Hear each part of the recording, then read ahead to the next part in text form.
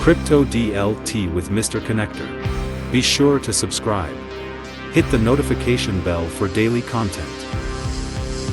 Let's go. Hey guys, it's Mr. Connector again. We're in a great mood today. We've got a lot of things going on. I got some good things to discuss with you guys. And later today, hopefully my parts will come in for my computer. I'm doing a little rebuild, new chip, motherboard, all that good stuff. I didn't realize how dated my desktop computer specs are, so we're going to get that up to date and get it running lightning fast. First, we're just taking a look at the connector coins. Over the past 24 hours, our NEAR protocol is doing the best. Algorand in second, and XPR Proton doing pretty good today, coming in third. Of course, here's the 7-day chart, and Gala Games is doing best. Gala Games is a really interesting project. I'm not sure what's going on with them lately. I haven't been keeping up with them, but we'll have to ask our friend Rain about them. He's all into Gala. He's got a node and is really excited about what's going on over there.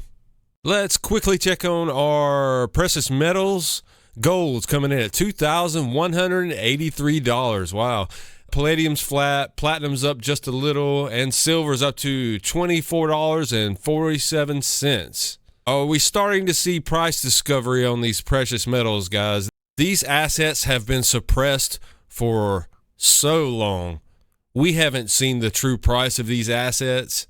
We have no record of account for the brokers that are dealing these contracts. We have no clue if they actually own the amount of physical metals for the paper contracts that they match. We have no clue. There's no way that I know to go in and look for the proof on chain, like blockchain that's coming. So with blockchain coming, we're going to be able to verify everything.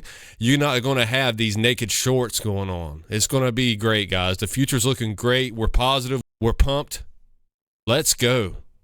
And we know that today is the day that the Fed is going to stop their emergency lending program that they started back when Silicon Valley Bank went bankrupt.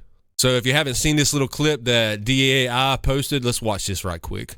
But you know that you've got this switch right here, that all you have to do is, I'm going to flip that switch up, no more Btfp come March 12th of 2024, and you know that your inflation problem is gone. But replaced by what? Replaced by a banking crisis, which means what? Which surely means a recession, surely has broader ramifications. We know what they're going to replace it with. Distributed ledger technology, guys. They see the value in this stuff just like we do, but we got in before they did. And surely means a... Well, no, inflation. CBDC. Well, yes, well... And surely means a CBDC. When you... Well, so there's that incentive layer on. All right, guys, you're starting to see this narrative where they're calling for the need for the CBDC to save everything. Made us aware, like you do, of the possibility of a consolidation of the banking sector, which allows for a CBDC. Fewer banks there are, the closer you are to the Fed, the easier it is to implement a CBDC. Even if it's not the Fed's balance sheet. Let's just assume that all the banks got absorbed by JP Morgan. So you've got the Fed and JP Morgan. Well, let's remember who owns the Fed. That would be JP Morgan, that would be the banks. Yeah. So if there's only one bank, then they own the Fed, right? The banks own the Fed? Absolutely. Yeah, the Fed technically is a private corporation, right? And they have shareholders. Yeah. And the shareholders are the banks that are within their network, in their system, right? So if there's only one bank left standing, then by definition, they own the Fed. Right. Okay. So basically you have that Gauze bank type of scenario that we talked about earlier, which was the one bank in communist Russia that could not go bust. So whether that one ledger is on the Fed's balance sheet or JP Morgan's, it still doesn't matter for the average Joe and Jane. The net result is the exact same. And all the banks that are consolidating, this only increases the monopoly that they already have of the banking system. You can't even participate in our economy without dealing with a bank. Now tell me that's not a monopoly right there, guys. And now they're wanting to bring in a CBDC. In addition to CBDCs, we have to use stable coins to have that private money. We have to protect our Fourth Amendment rights, guys. Do you think these BRICS nations are going to want to trade with our CBDCs? No, it looks like the BRICS nations are actually want to trade in their own currencies. So for the neutral bridge asset need, we think that something like Xrp or Xlm, something that will sit in the middle between the national currencies. We think that something like that is going to prevail in the end, something that everyone can agree on, that not one country controls. And like Schwartz said, if that happens to make a bunch of cryptocurrency holders rich, well, so be it. And I wanted to show you this real quick. I was watching Token Topics on YouTube this morning. Great channel if you haven't followed them. You know, we covered the new Stellar smart contract, Soroban. They have released their domain names. So your username in the Soroban platform, you register your username. We're going to go in here and try to register Mr. Connector username right quick. Let's see. Let's check and see if Mr. Connector is available. All right, we've got it. Mr. Connector.xlm. I'm going to take the time and make sure I do this right. Then I'll let you guys know how that goes. We were talking about the Btfp lending program that's ending today. Let's watch this video from Crypto Barbie. Process of amending the Basel requirements. Have you guys made a decision about where to set the threshold yet? And when do you expect to set that threshold? We haven't made any final decisions. We put out for proposals some months ago, a proposal, and we've gotten a lot of comments, as I'm sure you're aware. We're chewing through those and digesting them, and we're just beginning now to sit down and talk about the changes that we'll appropriately make to the original proposal. And when do you expect to sort of issue a final proposal? I think it's going to take some time. I think it's more important to do it right than it is to do it fast. My guess is we'll get through this and be done over the course of this year. But okay. It could be faster than that. It could be slower than that. So finally, the Fed is trying to meet the Basel III requirements. If you don't know about the Basel requirements have been implemented in phases across the world. This is the ratios of assets held versus loans that go out on these banks. So we've been slowly reining in these banks across the world, slowly making them stand on their own 2 feet without help from governments. You know, they just can't do what they want to and expect to get bailed out forever, guys. You know that. You know we're coming into an age of openness and fairness, and banks are no different. They shouldn't have special treatment, guys. And we just saw the Cftc come out with digital asset markets subcommittee recommendations. So there's a division within the Commodity Futures Trading Commission. It's called the Global Markets Advisory Committee. And the key word that stands out is global markets right there. And here is the key points for their recommendations: purpose and importance. A clear and consensus-driven approach to classifying assets and understanding their functions is crucial for robust markets and effective regulation. The digital asset ecosystem has led to the development of various proprietary taxonomies for classifying digital assets and related technologies. Common approach for classification. The subcommittee aims to establish a common approach for classifying digital assets.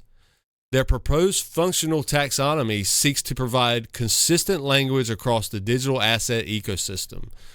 This approach promotes innovation, identifies and addresses risk consideration, and enables effective regulatory understanding. Foundation and collaboration. The subcommittee's work builds upon existing classification efforts by global prudential standards setters and regional authorities, including the Bank for International Settlements and the Financial Stability Board. Collaboration between industry stakeholders, standard-setting bodies, and regulatory communities is essential. And here's the definition of a digital asset. Guys, we haven't seen definitions yet. This is the first I've seen any mention of a definition. This right here could be huge.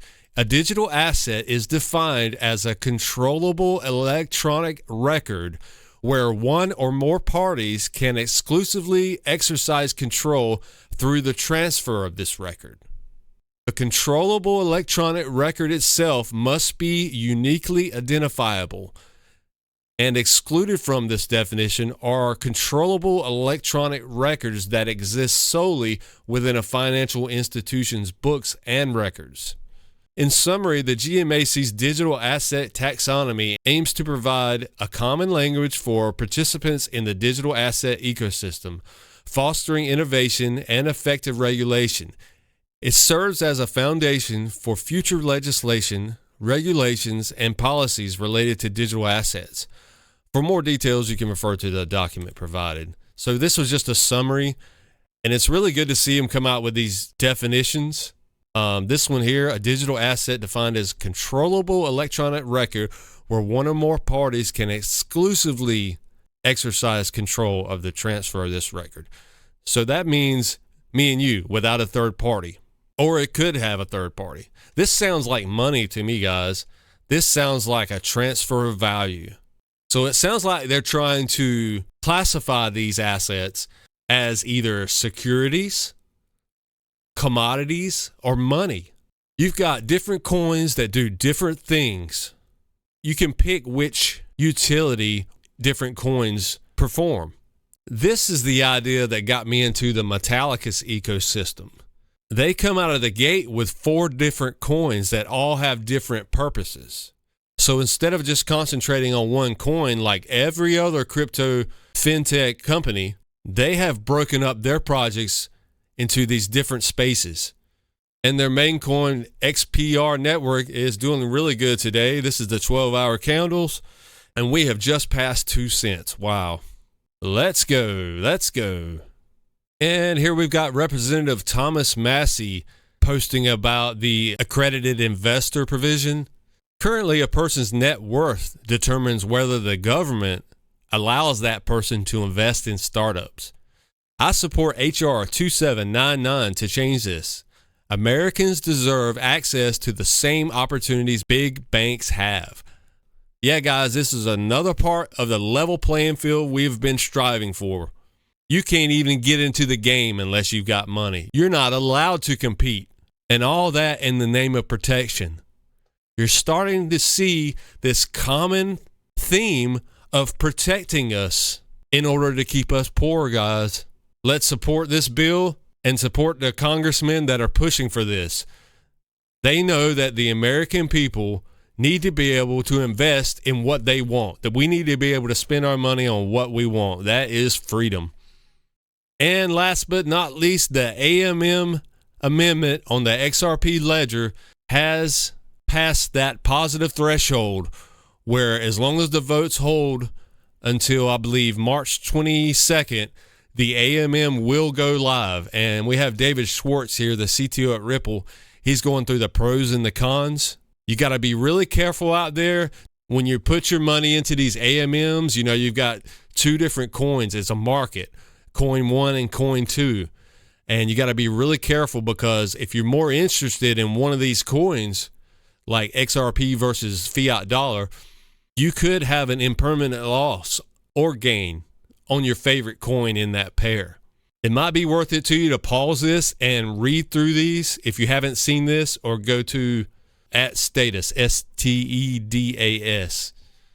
There are several pros and cons for getting involved in the AMM.